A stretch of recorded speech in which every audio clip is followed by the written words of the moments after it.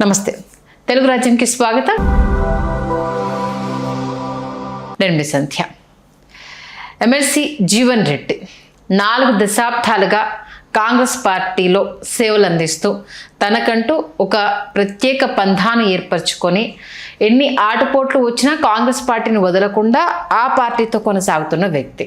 కానీ ఎవరికైనా ఏదో టైంలో గడ్డుకాలం రాక తప్పదు. ఒక్కొక్కసారి మన ఉనికి ప్రశ్నార్థకమైనప్పుడు ఖచ్చితంగా మన మీడియాని నిరూపించుకోక తప్పదు అన్న పరిస్థితిని ప్రస్తుతం ఎమ్మెల్సీ జీవన్ రెడ్డి గారు ఎదుర్కొంటున్నారు. సొంత పార్టీలో ఆయనకు ప్రాధాన్యత లేదు అన్న విషయంతో పాటు పక్క పార్టీ నుంచి వచ్చిన వాళ్లకు పెద్దపీట వేస్తున్నారు అన్న ఆవేదన ఆయనను ఒకంత కన్నీటి పర్యంతం అయ్యేలా చేశాయి.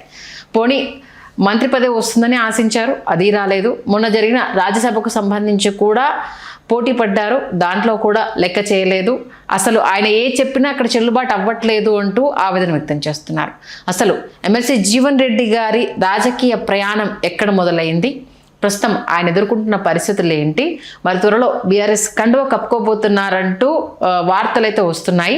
మరి జీవన్ రెడ్డి గారి గురించి, ఆయన రాజకీయ ప్రస్థానం, ప్రస్తుత పరిస్థితి గురించి పూర్తి ఇన్ఫర్మేషన్ తెలుసుకునే ప్రయత్నం చేద్దాం. దీనికి సంబంధించి మనతో మాట్లాడడానికి చరిత్రకారులు, రాజకీయ విశ్లేషకులు చిల్లగడ్డ శ్రీకాంత్ గారు మనతో ఉన్నారు. ఆయన అడిగి మరింత సమాచారం. శ్రీకాంత్ గారు నమస్తే. నమస్కారం సంధ్య గారు. 4 దశాబ్దాలు అంటే ఉమ్మడి ఆంధ్రప్రదేశ్ నుంచి కూడా జీవన్ రెడ్డి గారు కాంగ్రెస్లో కొనసాగడము అన్నది మనం ఇక్కడ చూస్తున్నాం. ఒక్కసారి ఆయన గురించి చెప్పాలంటే ముందుగా ఏం చెప్తారు? మీకు మనం మాట్లాడుకుంటూ తెలుగుదేశంలో చంద్రబాబు నాయుడు గారి కంటే సీనియర్లు అయినటువంటి నాయకుల గురించి మాట్లాడుకున్నాం కదా. అవును. అలా ఆ సీనియర్ నాయకుల్లో జీవన్ రెడ్డి గారు కూడా ఒకరు. ఓకే. కరీంనగర్ జిల్లా జగిత్యాల నుంచి, సిద్దిపేట నుంచి కే చంద్రశేఖరరావు గారు, జగిత్యాల నుంచి టి జీవన్ రెడ్డి గారు, ఇట్లా యంగ్ టర్క్స్ని సెలెక్ట్ చేసినటువంటి ఒకానొక సమయం అది. ఇక్కడ తెలుగుదేశం పార్టీలో. ఓకే. జీవన్ రెడ్డి గారు ఫస్ట్ తెలుగుదేశం పార్టీలో ఆయన ఎక్సైజ్ మినిస్టర్ రామారావు గారి క్యాబినెట్ లో జీవన్ రెడ్డి గారు 83లో 82 ఎన్నికల్లో గెలిచి 83 రామారావు గారి క్యాబినెట్ లో మీకు చంద్రశేఖరరావు గారు ఆ ఎన్నికల్లో ఓడిపోయారు. ఓకే. మొదటి ఎన్నికల్లో కేసీఆర్ గారు ఓడిపోయారు. జీవన్ రెడ్డి గారు గెలిచారు. జీవన్ రెడ్డి గారు గెలిచిన తర్వాత జీవన్ రెడ్డి గారు ఉస్మానియా విశ్వవిద్యాలయం నుంచి ఆయన న్యాయశాస్త్రంలో పట్టాపుచ్చుకున్నటువంటి తెలుగుదేశం పార్టీ అప్పుడు ఏంటంటే ఒక లాయరు, ఒక డాక్టరు, ఒక ప్రొఫెసరు, ఇట్లా సెలెక్ట్ చేసినటువంటి ఒక టైము. తెలంగాణ రెడ్డి లాయరు, తర్వాత ఎంతో కొంత భూస్వామి, ఇవన్నీ దృష్టిలో పెట్టుకుని వాళ్ళు సమీకరణ చేసి జీవన్ రెడ్డి గారికి ఇవ్వటం. ఆయన రామారావు గారి క్యాబినెట్లో మంత్రిగా ఆయన ప్రమాణ స్వీకారం చేసి మంత్రిగా కొనసాగుతూ నాదెళ్ల భాస్కర్ రావు గారు ఏ 1984 ఆగస్టు సంక్షోభం ఉందో ఆ సంక్షోభంలో రామారావు గారిని విడిచి నాదెళ్ల గారి వర్గంలో చేరి అక్కడ కూడా 4 రోజులు మంత్రిగా ఉన్నారు. ఓకే. కాంగ్రెస్లో కాదు, నాదెళ్ల భాస్కర్ తెలుగుదేశం వెన్నుపోటు రాజకీయం, మొదటి వెన్నుపోటు రాజకీయం అంటారు కదా, ఆ సమయంలో నాదెళ్ల భాస్కర్ రావు గారి వర్గంలోకి వెళ్ళారు. ఆయన వెళ్ళిన తర్వాత 85 కల్లా ఏముంది కాంగ్రెస్ పార్టీలో చేరి కాంగ్రెస్ పార్టీ నుంచి పోటీ చేసి ఓడిపోయి 89లో మళ్ళీ కాంగ్రెస్ పార్టీ నుంచి మరొకమారు కాంగ్రెస్ పార్టీలో కొనసాగటం జరిగింది. అలా ఆయన రాజకీయ ప్రస్థానం కాంగ్రెస్ పార్టీతో పెనవేసుకుపోయింది. ఇంకా అక్కడ తెలుగుదేశంలో ప్రారంభమైనప్పటికీ కాంగ్రెస్ పార్టీలో పెనవేసుకుపోయింది. అలా ఆయన రాజకీయ ప్రయాణం మొదలైంది. 94 ఎన్నికల్లో కూడా ఓడిపోయారు తెలుగుదేశం ప్రభంజనంలో. ఓడిపోయి వరుసగా ఆయన 94 ఎన్నికల్లో ఓడిపోయి 96లో ఉప ఎన్నిక వచ్చింది. ఉప ఎన్నిక వస్తే ఉప ఎన్నికలు గెలిచారు. ఓకే. 99, 2004 వరుస ఎన్నికల్లో గెలిచారు. గెలిచి ఆ తర్వాత రాజశేఖర రెడ్డి గారి మంత్రిమండలిలో ఆయన R&B మినిస్టర్గా కొనసాగారు. ఆ తర్వాత రాజశేఖర రెడ్డి గారి మరణానికి ముందు 2006లో ఒకసారి ఏమైందంటే కరీంనగర్ లోక్సభ నుంచి పోటీ చేయాల్సి వచ్చింది. అభ్యర్థి లేక ఈయన చేత పోటీ చేయించారు. ఈయన ఓడిపోయారు. 2009లో కూడా కరీంనగర్ లోక్సభ నియోజకవర్గం నుంచి ఈయన పోటీ చేశారు. పోటీ చేసి మరొకమారు ఓడిపోయారు. ఈయన గెలుపొందింది ఎవరు ఊహించిన విధంగా ఏంటంటే 2014 ఎన్నికల్లో బైఫర్కేషన్ తర్వాత విభజన అనంతరం ఉమ్మడి కరీంనగర్ జిల్లాలో కాంగ్రెస్ పార్టీ నుంచి గెలిచినటువంటి ఏకైక శాసనసభ్యుడిగా ఒక అరుదైనటువంటి రికార్డు జీవన్ రెడ్డి గారి సొంతం. అవును. ఒక అరుదైనటువంటి రాజకీయ నాయకుడు, సుదీర్ఘమైనటువంటి రాజకీయ ప్రస్థానం తెలుగుదేశంలో ప్రారంభమై కాంగ్రెస్ పార్టీతో పూర్తి స్థాయిలో పెనవేసుకుపోయినటువంటి అనుబంధం. ఇప్పుడు ఇక్కడ పార్టీని వీడుతున్నారు అని తర్వాత మళ్ళీ మనకి మెదక్, కరీంనగర్, ఆదిలాబాద్ ఈ పట్టభద్రుల నియోజకవర్గం నుంచి ఆయన శాసన మండలికి ఎంపిక అవటం జరిగింది. శాసన మండలి ద్వారా ఈయన మొన్న 2025కి శాసన మండలి సభ్యత్వం పూర్తయింది. పూర్తవడానికి ముందు ఈయన మంత్రివర్గంలోకి తీసుకుంటారు అని చాలా ఈయన ఆశలు పెట్టుకున్నారు. ఆశలు అడియాశలు అయినాయి. తర్వాత మీరు ఇందాక అన్నట్టు రాజ్యసభకి నామినేట్ చేస్తారేమో, ఆ పేరు పరిశీలనలో తుది జాబితా షార్ట్ లిస్ట్ అంటారు, అందులో అయినా తన పేరు ఉంటుందని ఆయన ఆశించారు. అది సాధ్యపడలేదు. ఇక్కడ ఎందుకు వీళ్ళందరినీ పక్కన పెడుతున్నారు అనేటటువంటి విషయాన్ని మనం పరిగణలోకి ఒకసారి తీసుకుంటే, ఇదంతా రేవంత్ రెడ్డి మార్క్ రాజకీయం అనమాట. రేవంత్ రెడ్డి గారు ఏం చేస్తున్నారంటే, కాంగ్రెస్తో పూర్తి స్థాయిలో ప్రయాణం చేసి కాంగ్రెస్ పార్టీలో విపరీతమైనటువంటి గుర్తింపు గౌరవాలు పొందినటువంటి చాలామందిని ఆయన పక్కన పెడుతున్నటువంటి విషయం మనకు సుస్పష్టంగా అర్థమవుతుంది. అందులో ముందు మీకు రేవంత్ రెడ్డి గారు ఎన్నికల సమయంలోనే వరంగల్లో మీకు పొన్నాల లక్ష్మయ్య గారిని పక్కన పెట్టిన విషయం మనం ఇక్కడ గుర్తుపెట్టుకోవాలి. ఓకే, భూపాల్ రెడ్డి గారిని ఇంకొక అభ్యర్థిని తీసుకొచ్చి పొన్నాల లక్ష్మయ్య గారిని పూర్తి స్థాయిలో పక్కకు తప్పించి, ఆ సమయంలో పొన్నాల లక్ష్మయ్య గారు ఆయన నిశ్శబ్దంగా ఉండిపోయినా చాలా బాగుండేది. ఆయన ఇంటికి కేటీఆర్ గారు వెళ్ళి మరి ఆయన్ని బారాసాలో చేర్చుకుని చేస్తే ఇప్పుడు చేరకుండా ఉంటే ఒక గౌరవం, ఒక మర్యాద కాంగ్రెస్ పార్టీలో పెద్ద దిక్కులో ఒక పెద్ద ఆయన సీనియర్ వి హనుమంతరావు గారు ఎట్లా ఒక senior and sincere person to Congress party అన్నది గౌరవాన్ని నిలబడి ఉండేది. వీళ్ళందరికీ ఏంటంటే కాంగ్రెస్ పార్టీలో మేము ఎంతో కొంత అచీవ్ చేసినటువంటి అచీవర్స్. మరి ఈ అచీవర్స్ అందరూ ఏంటంటే, ఈ పీఠం ఏదైతే పీసీసీ పీఠం ఉందో, లేకపోతే ముఖ్యమంత్రి పీఠం మీద ఆసీనులు కావడానికి ఉన్నటువంటి ఇతరత్ర సమీకరణాలు ఏవైతే ఉన్నాయో, ఆ సమీకరణాలన్నీ ఎందుకు వెళ్ళి మీరు కాంగ్రెస్ అధిష్టానంతో మీరు మాట్లాడి మేము హెవీ వెయిట్స్ బాహుబలులు మేము సాధించుకుని వస్తామని మీరు ఎందుకు చెప్పలేదు? ఆ పని రేవంత్ రెడ్డి గారు చేసుకోగలిగారు. కేంద్రం అధిష్టానం నుంచి, కాంగ్రెస్ అధిష్టానం నుంచి ఆర్థికపరమైన వెన్నుదన్ను కానీ ఏమీ అవసరం లేదన్నారు ఆయన. ఇక్కడ మొత్తం వ్యవహారాలు మేమే చూసుకుంటాము, మేమే పార్టీని అధికారంలోకి తీసుకొస్తాము.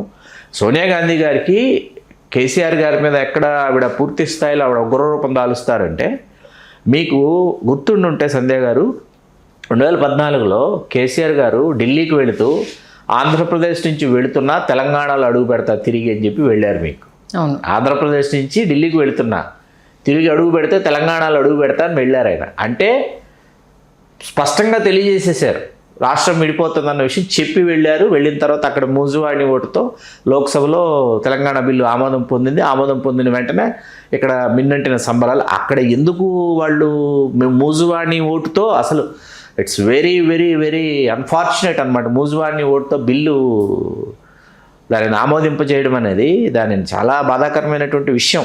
సరే, రాష్ట్రం విడిపోయింది, అన్నదమ్ములాగా కలిసి ఉందాం అనుకుందాం, అది వేరే విషయం. కాసేపు పక్కన పెడితే, మన ఎమోషన్స్ని పక్కన పెడితే, రాష్ట్రం విడిపోయింది, ఇప్పుడు అక్కడ ఇక్కడ ప్రభుత్వాలు ఏర్పడ్డాయి, ముఖ్యమంత్రులు వచ్చారు, ప్రభుత్వాలు మారినాయి, అంతా ఓకే. అక్కడ మీకు తెలంగాణ రాష్ట్ర సమితిని కాంగ్రెస్లో విలీనం చేయాలి, చేస్తేనే అనేటటువంటి విషయం సోనియా గాంధీ గారు కేసీఆర్ గారితో స్పష్టంగా చెప్పినటువంటి విషయం ఏంటి?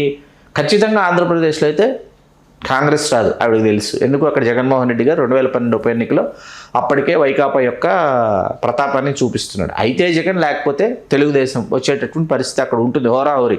తెలుగుదేశం కూడా అప్పటికి ఇంకా బలోపేతం కాల, జగనే వస్తాడనేటటువంటి ఒక ఆలోచనతో, అభిప్రాయంతో అందరూ ఉన్నారు. అటువంటిది విభజిత ఆంధ్రప్రదేశ్ని రెండుగా మనం విభజించేసాం. తెలంగాణ మనం ఇచ్చాం, కాంగ్రెస్ ప్రభుత్వంలో తెలంగాణ వచ్చింది కాబట్టి ఈ తెలంగాణ రాష్ట్ర సమితి కాంగ్రెస్లో విలీనం చేసేస్తే నువ్వే ముఖ్యమంత్రి, నువ్వు చెప్పిన వాళ్ళు మంత్రిమండలిలో ఉంటారు. కాకపోతే కేసీఆర్ గారు చాలా తెలివైన వ్యక్తి కదా, ఆయన ఏమో ఆలోచించారు, కాంగ్రెస్లో విలీనం చేస్తే ఈ భావోద్వేగం అనేది ఉంటుందో ఉండదో? తెలంగాణ రాష్ట్ర సమితి అనేటటువంటి ఆ శబ్దం ఏదైతే ఉందో, ఆ సమయంలో మీకు గుర్తుందో లేదో, మీరు ఎక్కడైనా చూసారో చూడలేదో నాకు తెలీదు, మేము ప్రజారాజ్యం పార్టీ పుట్టి 2009లో అప్పటికి మీకు జరుగుతోంది కదా, ఏది తెలంగాణ రాష్ట్ర సమితి ఏర్పడిపోయింది. తెలంగాణ రాష్ట్ర సమితిలో ఎమ్మెల్యేలు ఉన్నారు, ఎంపీలు ఉన్నారు, సాక్షాత్తు కేసీఆర్ గారు, విజయశాంతి గారు ఉన్నారు. వాళ్ళు కేసీఆర్ గారు రాష్ట్ర మంత్రిగా, కేంద్ర మంత్రిగా చేశారు. 6 రాష్ట్ర మంత్రులు రాజశేఖర రెడ్డి గారి మంత్రిమండలిలో ఉండేవారు 2004 తర్వాత. ఆ సమయంలో మీరు నమ్మరండి, మేము కొన్ని సామాజిక సమావేశాలకి తెలంగాణలో కొన్ని సామాజిక సమావేశాలకి, లేకపోతే ప్రజారాజ్యం ఏర్పడిన తర్వాత చిరంజీవి గారికి సంబంధించిన కార్యక్రమాలకు వెళ్తే ఖచ్చితంగా నేను తెలంగాణ మీద నేను రాసుకున్నటువంటి ఒక కవిత చదివి వినిపించేవాడిని. భావోద్వేగం అంతలా ఉంది. అది చదివినిపించిన తర్వాత అందరూ సకల సంపత్ సమేతలతో నడిచి వచ్చిన నెరజాన, సినారే సవరించిన కవితా సంపన్న, దాశరథి పలికించిన కోటి రత్నాల వీణ, యుద్ధమేఘమై గద్దరు వర్షించిన వడగళ్ల వాన, తెలుగు ఠాణా ఇది తెలంగాణ, ఇలా ప్రారంభించేవాడిని సభని. ఓకే, అంతా అందరూ పిఆర్పి నుంచి అలా మాట్లాడుతుంటే తెలంగాణలో ఉన్న వాళ్ళందరూ కనెక్ట్ అయ్యేవాళ్ళు, ఒక ఎమోషన్ క్యారీ చేసేవాళ్ళం అనమాట. అటువంటి భావోద్వేగం అనేది ఆయన కేసీఆర్ గారు కాంగ్రెస్లో విలీనం చేస్తే ఆ భావోద్వేగం మీకు కవులు, కళాకారులు, జేఏసీ ఉద్యోగులు వీళ్ళందరూ అసలు ఆయన ఏం చేసేస్తారు, పార్టీని ఏం చేసేస్తారు అని చెప్పి ఆయన చాలా వ్యూహాత్మకంగా వచ్చి ఆయన విలీనం చేయకుండా తెలంగాణ రాష్ట్ర సమితిని పూర్తి స్థాయి 20 శాసనసభ స్థానాలు వచ్చాయి కాంగ్రెస్ పార్టీకి అంతే. అప్పుడు అందులో జీవన్ రెడ్డి గారు ఒకరు. అవును, ఈ భావోద్వేగం ఏదైతే ఉందో ఆ తర్వాత భారాస అనేటప్పటికి, భారత రాష్ట్ర సమితి అనేటప్పుడు అక్కడ మీకు భావోద్వేగం తెలంగాణ రాష్ట్రంలో ఉన్నటువంటి ప్రజల యొక్క మనోభావాల్ని, తెలంగాణ ఆత్మగౌరవ నినాదం కదా, ఆ నినాదాన్ని తీసుకెళ్ళి నేను భారత రాష్ట్ర సమితి అన్నాడు అన్నది చాలా మంది జీర్ణించుకోలేకపోయారు. అది మొన్న ఇంత ఘోర పరాభవానికి 10 సంవత్సరాలు అయిపోయింది కాబట్టి రెండు కలిసి వచ్చాయిలేండి. అది coming to MLC Jeevan Reddy గారి గురించి ఇప్పుడు మనం జీవన్ రెడ్డి గారి దగ్గరకు వస్తే, రేవంత్ రెడ్డి గారు ఏంటంటే ఈ పాత కాపులు ఎవరైతే ఉన్నారో, ఇన్ సెన్స్ పాత కాంగ్రెస్ వాదులు, పాత కాంగ్రెస్ నాయకులు, వీళ్ళందరూ ఎవరున్నారో వీళ్ళందరి స్థానాల్లో తన వర్గాంతో కాంగ్రెస్ పార్టీని తెలంగాణలో నింపేస్తున్నాడు. సరికొత్త రియల్టర్లు, సరికొత్త వ్యాపారవేత్తలు, సరికొత్త ఎంటర్ప్రీనర్స్, సరికొత్త ఇండస్ట్రియలిస్టులు వీళ్ళందరూ కూడా ఏంటంటే రాజకీయాల్లోకి రంగప్రవేశం చేస్తున్నారు. ఇవాళ హైదరాబాద్ మహానగరం అనేది, హైదరాబాద్ మహానగర శివార్లు కావచ్చు, శివారు ప్రాంతాలు కావచ్చు, సంబంధిత అనుబంధం ఉన్నటువంటి జిల్లాలు కూడా. హైదరాబాద్ అంటే అందరూ హైదరాబాద్ అనుకుంటాం. హైదరాబాద్ ఇవాళ మహబూబ్ నగర్ కలిసిపోయిందా, నల్గొండ కలిసిపోయిందా, రంగారెడ్డి జిల్లా కలిసిపోయిందా, మెదక్ కలిసిపోయిందా, 5 జిల్లాలు మొత్తం కలగలిసిపోతే హైదరాబాద్ అనేది మనకు స్వరూపం అనమాట. ఎన్ని లక్షల ఎకరాలలో ఇవాళ ఇక్కడ రియల్ ఎస్టేట్ రూపాంతరం చెందింది, అది ఎన్ని రూపాయలని ఇవాళ అది ఒక ఆకాశ హర్మ్యాల్ని, అసలు ఎటువంటి నిర్మాణాలు, భవన నిర్మాణాలు ఇవాళ హైదరాబాద్లో జరుగుతున్నాయి. కొన్ని ప్రాంతాలకు మనం వెళితే హైదరాబాద్లో ఉన్నామా, విదేశాల్లో ఉన్నామా అని అనిపించేటటువంటి పరిస్థితి ఇవాళ హైదరాబాద్లో ఉంది. ఇక్కడ ఈ కొత్త రక్తం అంతా, యువరక్తం అంతా, ఈ కొత్త రూపాలు సంతరించుకున్న వాళ్ళు ఇవాళ కాంగ్రెస్ పార్టీలో ఇబ్బడి ముబ్బడిగా వాళ్ళు పెట్టుబడులు పెట్టారు. వాళ్ళు వనరులు, వసతులు వాళ్ళు చూసుకోవాలి. కాబట్టి ప్రయారిటీస్ మారుతాయండి, ప్రాధాన్యత క్రమాలు మారిపోతాయి, ప్రయారిటీస్ మారిపోతాయి. ఆ ప్రయారిటీస్ మారిపోయేటటువంటి క్రమంలో జీవన్ రెడ్డి గారిని చూస్తే రేవంత్ రెడ్డి గారికి ఖచ్చితంగా ఎట్లా ఉంటుంది, okay there it's the matter అనమాట. అది ఇప్పుడు ఆయన పక్కకు తప్పించడానికి కారణం, ఆయన కూడా తగ్గేదేలే అనేటటువంటి ధోరణిలో అటు భారాస వైపు అడుగు వేస్తారా, భాజపా వైపు అడుగు వేస్తారా అనేది మొన్న ఇంటి ముందు ఉన్న కాంగ్రెస్ పార్టీకి సంబంధించినటువంటి ఫ్లెక్సీలన్నింటినీ కూడా తొలగించేసుకున్నారు. ఆయన అయితే ఎక్కడైతే క్లారిటీ ఇవ్వలేదు. చాలా మంది మీడియా మిత్రులు అడిగినప్పుడు నేను ఎవరిని కలవలేదు తమ్ముడు, ఎక్కడికి కమిట్మెంట్ ఇవ్వలేదు, నేను వెయిట్ చేస్తున్నాను అంటూ చాలా క్లియర్గా అయితే చెప్పడం జరిగింది. అంటే అన్ని దశాబ్దాలు కొనసాగినప్పుడు వెళ్ళాలంటే మనసు ఒప్పదు ఫస్ట్ థింగ్. అవును, ఎవరికైనా అండి. మీకు గతంలో తుమ్మల నాగేశ్వరరావు గారు తెరాసలో చేరారు, గుర్తుందా మీకు? అవును, తుమ్మల నాగేశ్వరరావు గారు తెదేపా ఆవిర్భావం నుండి ఉన్నటువంటి నేత, అట్లాగే ఆ పార్టీలో ముఖ్యమైనటువంటి నాయకుడు. ఖమ్మం జిల్లా నుంచి, వాళ్ళు కమ్మ సామాజిక వర్గం నుంచి ఖమ్మం జిల్లాలో ముఖ్య నేత ఉండాలి కాబట్టి ఆంధ్ర ప్రాంతం నుంచి వచ్చి వారు అక్కడ స్థిరపడినప్పటికీ తుమ్మల నాగేశ్వరరావు గారు రాష్ట్ర మంత్రి మండలిలో ఎప్పుడూ అలరాడుతుండేవారు. చంద్రబాబు నాయుడు గారి చాణక్యం ఎట్లా ఉండేదంటే, రామారావు గారి తర్వాత చంద్రబాబు నాయుడు గారు నిజామాబాద్ జిల్లాకు వచ్చేటప్పటికి గుంటూరు నుంచి వచ్చి స్థిరపడినటువంటి మండవ వెంకటేశ్వరరావు చౌదరి గారికి రాష్ట్ర మంత్రి మండలి అవకాశం ఇచ్చారు. ఖమ్మం నుంచి తుమ్మల నాగేశ్వరరావు గారు తీసుకొచ్చి ఇచ్చేవారు. స్థానికంగా ఉన్నటువంటి సామాజిక వర్గాల పరిస్థితి ఏంటి అని మాలాంటి సామాజిక రాజకీయ విశ్లేషకులు ప్రశ్నిస్తే మాత్రం ఏమీ మాట్లాడేవాళ్ళు కాదు. ఓకే, అంటే మీరు తెలంగాణకు వెళ్ళినా, రాయలసీమకు వచ్చినా, బాబు గారే హీస్ ఫ్రమ్ రాయలసీమ కదా, ఆంధ్రాకు వెళ్ళినా, గోదావరి జిల్లాలోకి వస్తే గోరట్ల బుచ్చయ్య చౌదరి గారు అని చెప్పి ఇట్లా సొంత సామాజిక వర్గానికి బాబు గారు ఆ విధంగా ప్రతిఫలాలు అందించినటువంటి నేపథ్యంలో అక్కడ తుమ్మల నాగేశ్వర గారు ఆయన తెరాసాలో చేరినప్పుడు ఆయన భావోద్వేగానికి లోనవటం, కన్నీటి పర్యంతం అవటం, ఇవన్నీ మనం చూసాం. ఇవాళ ఇప్పుడు తుమ్మల నాగేశ్వర గారు ఏ పార్టీలో ఉన్నారు? కాంగ్రెస్లో ఉన్నారు. మరి ఓకే, అంటే ఇమడడం అనేది చాలా వీళ్ళకు సులువు అంటారు, అంతేనా?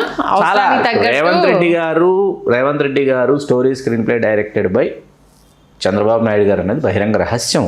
ఓకే, చాలా పెద్ద స్టేట్మెంట్ మరి ఇది. అవును, నేను ఈ స్టేట్మెంట్ వెనక్కి తీసుకోవటం లేదు, తీసుకోను కూడా. ఓకే, ఆయన కాంగ్రెస్ పార్టీ కండువా కప్పుకున్న కాంగ్రెస్ పార్టీ ముఖ్యమంత్రి అయినప్పటికీ మొన్న మీకు తెలుగుదేశం పార్టీ మరి రేవంత్ రెడ్డి గారి నాయకత్వంలో మీకు కాంగ్రెస్ పార్టీ ఇక్కడ ఎన్నికలకు వెళ్ళిన నేపథ్యంలో మొన్న జరిగినటువంటి 23 ఎన్నికల్లో మరి ఇక్కడ ఉన్నటువంటి తెలుగుదేశం పార్టీ నాయకులు, చంద్రబాబు నాయుడు గారి సామాజిక వర్గం, చంద్రబాబు నాయుడు గారి సామాజిక వర్గానికి చెందినటువంటి వ్యాపారవేత్తలు, రియల్టర్లు వగైరా వగైరా వాళ్ళందరూ ఓపెన్ స్టేట్మెంట్ ఇచ్చి మరి రేవంత్ రెడ్డి గారిని గెలిపించినటువంటి విషయాలు మొన్నటికి మొన్న కమసంఘం వాళ్ళు మీటింగ్ పెట్టుకుని రేవంత్ రెడ్డి గారిని సన్మానించినటువంటి విషయం మీరు మర్చిపోతే ఎట్లా మీరు? ఓకే.